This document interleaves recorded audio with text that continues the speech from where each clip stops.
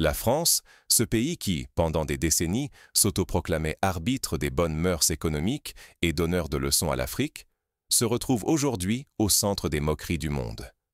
Qui aurait pu imaginer, il y a seulement 20 ans, que la presse internationale traiterait Paris avec la même condescendance que celle réservée jadis à Bamako ou Abidjan? Pourtant, c'est bien ce qui se passe.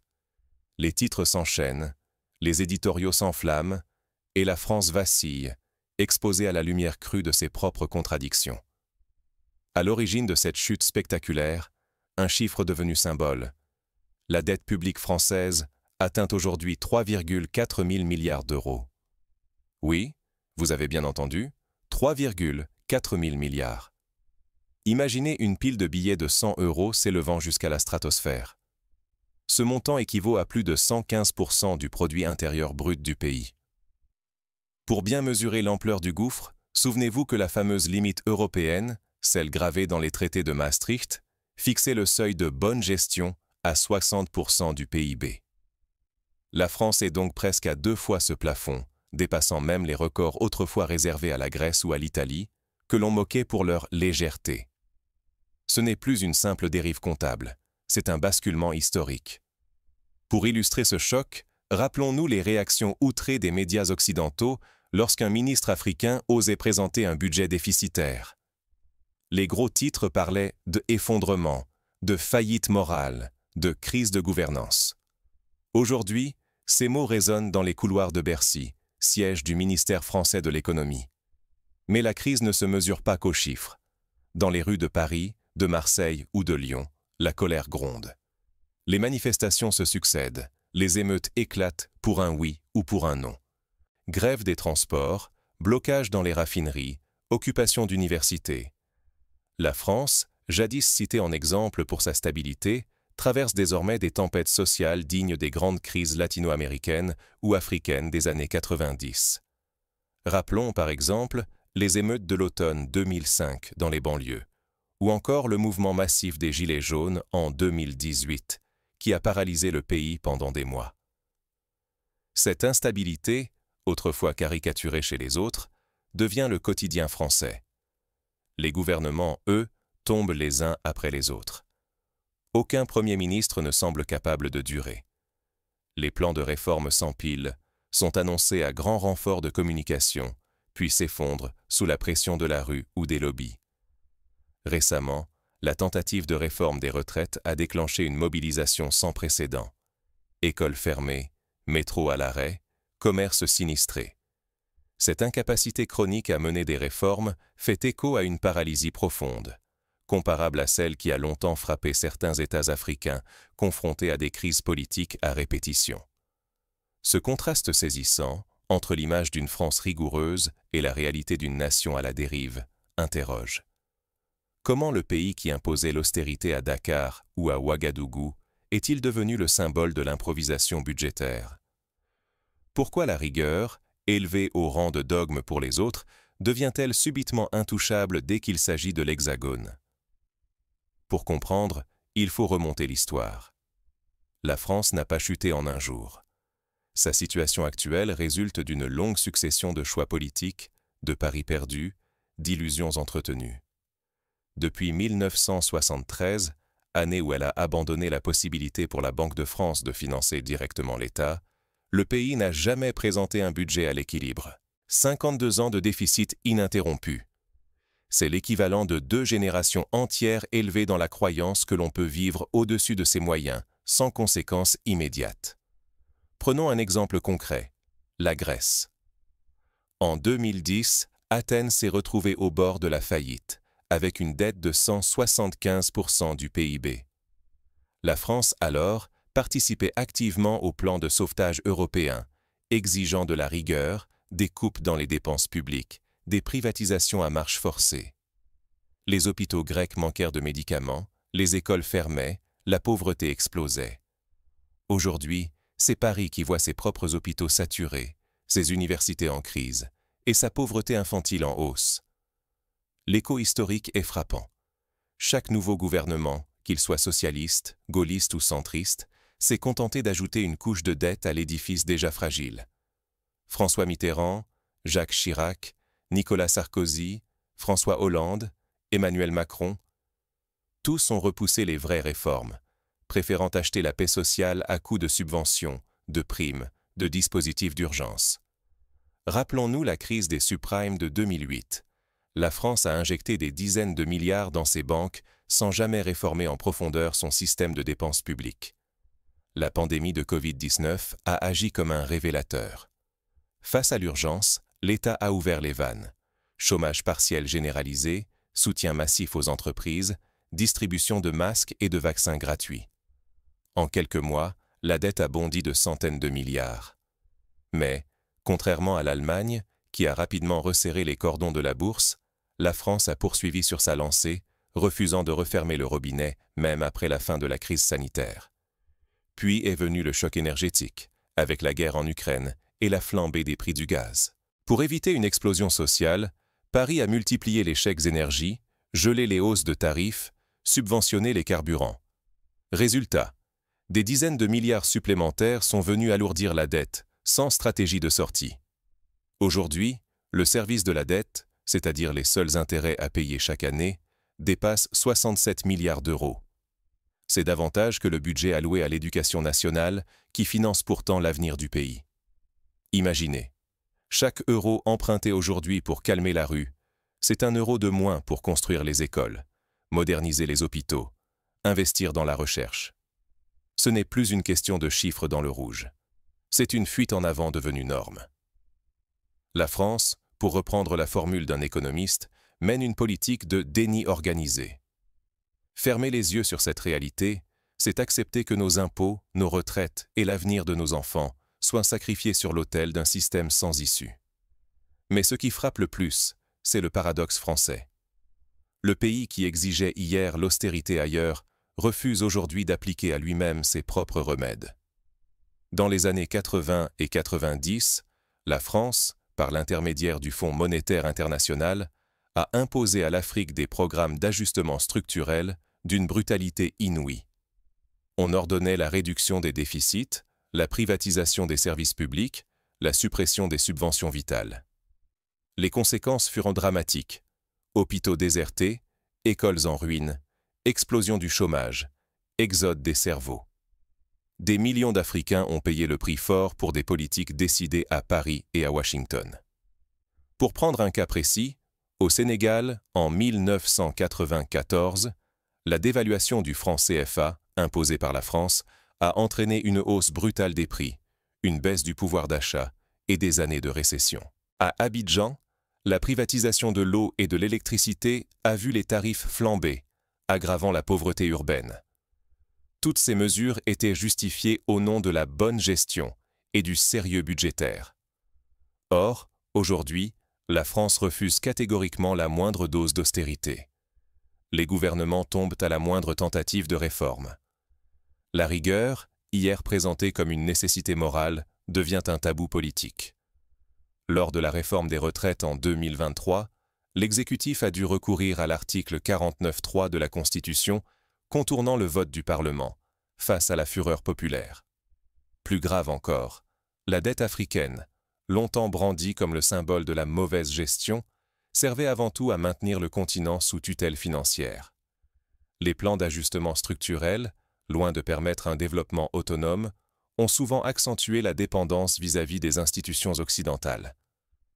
Aujourd'hui, la France est elle-même prisonnière de ses créanciers, dépendante des agences de notation et de la confiance volatile des marchés financiers. Le rapport de force s'est inversé. Les chaînes coloniales ne sont plus de fer, mais de chiffres, de bilans et de contrats. La domination s'exerce désormais par le biais des marchés financiers, des agences de notation et de la menace permanente du déclassement économique. Lorsque Standard & Poor's abaisse la note de la France, c'est tout le pays qui tremble, redoutant une hausse des taux d'intérêt et une nouvelle spirale de la dette. Cette dépendance rappelle, à une autre échelle, celle que l'Afrique a connue pendant des décennies. Ce qui inquiète le plus les élites françaises, c'est sans doute la perte de leur autorité morale et intellectuelle sur l'Afrique. Car, dans ce retournement spectaculaire, le continent africain incarne désormais la résilience, l'innovation et la capacité à se réinventer. Prenons l'exemple du Rwanda. Après le génocide de 1994, le pays a misé sur l'éducation, la santé, la technologie. Aujourd'hui, Kigali est considérée comme l'une des capitales les plus sûres et les plus innovantes d'Afrique. La croissance économique atteint régulièrement des taux à 2 chiffres, et le Rwanda s'impose comme modèle de gouvernance sur la scène internationale. Pendant ce temps, la France s'accroche à de vieux récits, refuse de voir que le monde change, et s'enferme dans une logique de déni. L'Afrique, elle, ose expérimenter, refuser la fatalité, et poser les bases d'un nouveau modèle de développement. À Lagos, les jeunes entrepreneurs investissent massivement dans la technologie, les énergies renouvelables, l'agro-industrie. L'économie nigériane, malgré ses défis, est devenue la première du continent, devant l'Afrique du Sud. Ignorer cette inversion, c'est perpétuer une injustice historique, refuser de reconnaître que les anciennes périphéries imposent désormais leur tempo. L'enjeu, pour chacun de nous, c'est de briser ce miroir déformant et d'oser repenser les règles du jeu mondial. La souveraineté, qu'elle soit économique, politique ou culturelle, ne s'impose plus. Elle se construit, pas à pas, dans la créativité et la résilience. Pour mesurer la profondeur de cette bascule, plongeons au cœur de la mécanique de la dette française. Depuis 1973, chaque euro dépensé au-delà des recettes est financé par l'emprunt. En 52 ans, la France n'a jamais connu un budget équilibré. C'est une situation unique parmi les grandes économies. Même l'Italie, pourtant régulièrement décriée, a réussi à réduire ses déficits à plusieurs reprises. Aux États-Unis, malgré une dette colossale, le dynamisme démographique et l'innovation technologique offrent un matelas de sécurité. En France, la croissance stagne, la population vieillit et l'endettement devient insoutenable. L'exemple du Japon est souvent cité pour relativiser la gravité de la dette française. Mais la comparaison ne tient pas. Le Japon possède une épargne domestique gigantesque, une monnaie refuge et une société disciplinée. La France, elle, dépend des marchés internationaux pour financer sa dette et doit composer avec une population de plus en plus rétive à l'effort. L'Afrique, à l'inverse, multiplie les initiatives pour s'émanciper de la tutelle occidentale. De nouvelles institutions voient le jour. La Banque africaine d'import-export, la plateforme panafricaine PAPSS, la dynamique des BRICS qui accueille désormais l'Égypte, l'Éthiopie ou encore le Nigeria. Ces outils ne sont plus de simples copies du FMI ou de la Banque mondiale, ils sont conçus sur mesure pour répondre aux défis africains. Prenons le cas du Burkina Faso. Confronté à l'insécurité alimentaire, le pays a décidé d'investir massivement dans l'agriculture locale, la transformation des produits, la création de filières de valeur ajoutée. Plutôt que d'exporter du coton brut, le Burkina développe une industrie textile locale, créant des emplois et renforçant son autonomie. Au Niger, la question de l'uranium, longtemps monopolisée par des entreprises françaises, est désormais au cœur d'une stratégie nationale de souveraineté. Le gouvernement négocie des contrats plus équitables, impose ses propres règles et commence à diversifier ses partenaires. Au Mozambique, le gouvernement a résisté à la pression des multinationales pour préserver ses ressources énergétiques. Malgré les menaces de sanctions, le pays a choisi de privilégier le développement durable et la souveraineté environnementale. Ces choix courageux, impensables il y a encore 20 ans, témoignent d'un changement profond dans la relation de l'Afrique au reste du monde. Cette révolution ne se limite pas aux chancelleries ou aux ministères. Elle infuse la société entière. À Dakar, les start-up fleurissent dans les domaines de la fintech, de l'agroalimentaire, des énergies renouvelables. À Abidjan, la Silicon Lagoon attire des investisseurs du monde entier. Les jeunes Africains ne rêvent plus d'exil. Ils veulent bâtir, innover, transformer leur continent. La propriété foncière, l'innovation locale, la valorisation des ressources naturelles deviennent les nouveaux horizons de la réussite. Le regard de l'Afrique sur l'Occident a changé du tout au tout. Paris, Londres ou Washington ne sont plus des modèles inaccessibles. L'Afrique forge ses propres normes, impose ses critères de réussite et négocie désormais d'égal à égal dans les grandes conférences internationales. La dignité collective supplante la quête de validation extérieure. Face à cette vague d'émancipation, la France semble désemparée. Les élites observent, impuissantes, le détachement progressif de leurs anciennes colonies. Le prestige de la langue française recule, les échanges commerciaux fondent, les bases militaires ferment l'une après l'autre. Le mythe de la supériorité occidentale se fissure, car chaque jour, l'innovation et la résilience africaine redéfinissent le centre du jeu mondial. Ignorer cette bascule serait une erreur fatale. Refuser de comprendre l'émancipation africaine, c'est risquer d'être marginalisé dans la nouvelle économie mondiale. La croissance, la jeunesse, la créativité se déclinent désormais en Swahili, en Wolof, en Yoruba. Ceux qui restent tournés vers le passé deviendront des spectateurs de leur propre déclin. Prenez le Ghana, le Rwanda, le Kenya. Dans ces pays, la dette n'est plus un simple pansement pour masquer les failles ou acheter du calme. Elle devient un instrument pour investir dans l'avenir, routes, écoles, technologies. À Accra, la réhabilitation du port a permis de doubler les exportations en moins de 5 ans.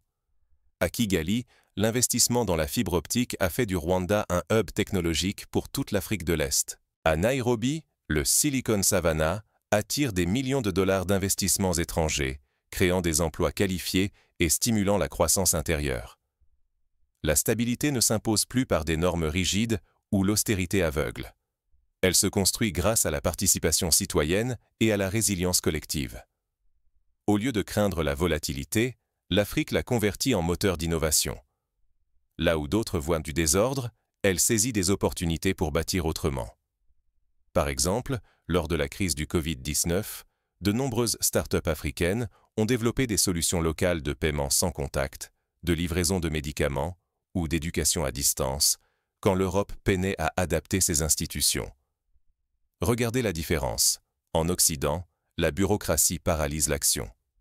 En Afrique, l'audace et l'expérimentation priment. On adapte, on surmonte, on avance. Ce n'est plus le conformisme qui assure l'équilibre, mais la capacité à évoluer face à l'inattendu. La réussite se mesure désormais à l'autonomie, à la transformation locale, à la souveraineté monétaire. La zone de libre-échange africaine, entrée en vigueur en 2021, incarne parfaitement cette nouvelle vision. Elle crée un marché intérieur de plus d'1 milliard de consommateurs, favorise les échanges entre États africains et renforce la résilience face aux chocs mondiaux. C'est un verrou protecteur que la France, malgré ses ambitions européennes, n'a jamais su forger avec ses voisins. Fermer les yeux sur ces modèles émergents, c'est risquer de se retrouver relégué. Les professionnels, les intellectuels, les politiques qui continuent à regarder vers Paris ou Bruxelles passeront à côté de la prochaine vague d'innovation, celle qui surgit au cœur de l'Afrique. Il est temps de changer de regard, de s'inspirer des sociétés les plus agiles et visionnaires. Le vrai progrès naît là où on ne l'attendait pas. L'histoire abonde de ces renversements. Au XIXe siècle, l'Angleterre dominait le monde, sûre de son modèle industriel. Un siècle plus tard, ce sont les États-Unis et l'Asie qui dictent les règles. Aujourd'hui, l'Afrique frappe à la porte de l'histoire, déterminée à écrire son propre chapitre. Mais ce renversement n'est pas l'apanage des seuls gouvernements. Il concerne chacun d'entre nous. Comment, à notre échelle, pouvons-nous saisir cette chance de réinventer notre rapport à la souveraineté? D'abord, en refusant la fatalité. La France, malgré ses difficultés, dispose encore d'atouts. Une jeunesse éduquée, une capacité d'innovation, un patrimoine culturel exceptionnel. Mais pour en tirer parti, il faudra rompre avec la logique du déni, accepter la rigueur, repenser les priorités.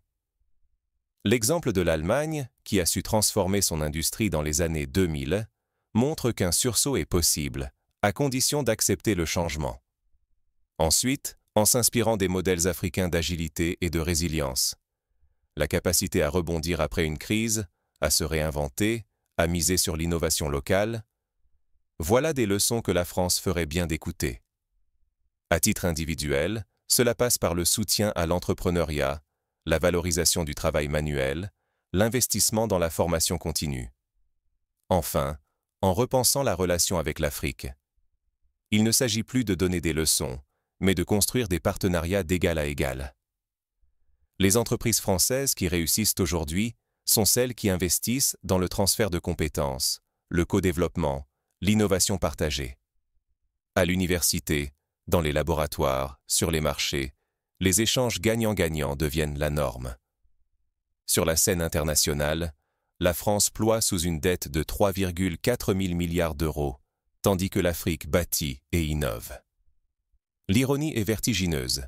Ceux qui étaient hier les élèves du FMI dictent désormais l'agenda de la résilience et du progrès. Paris, autrefois donneuse de leçons, chancelle sous le poids de ses propres failles. La crise française dépasse les colonnes de chiffres. Elle révèle une fatigue morale, une paralysie politique et l'incapacité à affronter la vérité. Depuis 52 ans, pas un budget n'a été équilibré. À chaque choc, la réponse est l'emprunt, jusqu'à faire de la dette le moteur du système. Le mythe de la rigueur européenne, longtemps brandi contre l'Afrique, s'effondre sous nos yeux. En Afrique, la nécessité a forgé la créativité, l'autonomie et l'adaptation. Là où l'austérité fut imposée comme sanction, elle devient outil de transformation. Nouveaux modèles économiques, souveraineté monétaire, percée technologique. Les capitales africaines se muent en laboratoire du futur, pendant que Paris défend un modèle à bout de souffle. S'accrocher aux anciens mythes, c'est refuser l'évidence. L'axe du monde se déplace. Ceux qu'on appelait périphéries imposent leur tempo. La dignité ne se mesure plus à l'aune des injonctions d'austérité, mais à la capacité de convertir la crise en force, la dépendance en puissance. Alors, demandez-vous, qui avance vraiment? Qui façonne demain? L'Afrique, longtemps reléguée au rang de problème, devient la solution, pour elle-même et pour les autres.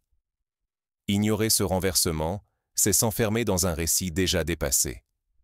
Le choix est clair. Rester captif des illusions d'un vieux centre, ou reconnaître le déplacement du centre de gravité mondial.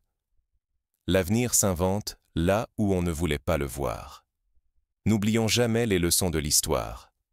Les empires qui refusent de se remettre en question, qui s'accrochent à leurs privilèges, finissent toujours par tomber. Rome, jadis maîtresse du monde, s'est effondrée sous le poids de ses dettes et de ses divisions. L'Espagne du siècle d'or, ivre de sa puissance, a sombré dans la décadence, faute d'avoir su s'adapter. La France, aujourd'hui, fait face à son propre tournant. À chaque époque, l'innovation, la jeunesse et le courage de changer ont permis de dépasser les crises.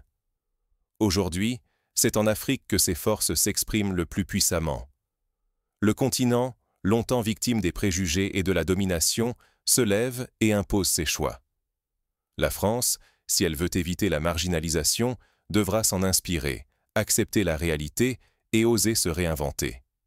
Le temps des donneurs de leçons est révolu. Place à l'humilité, à l'écoute et à l'audace. L'histoire, elle, ne pardonne jamais l'arrogance des puissants déchus. Mais elle offre toujours une chance à ceux qui savent reconnaître le vent du changement. À chacun d'en tirer la leçon.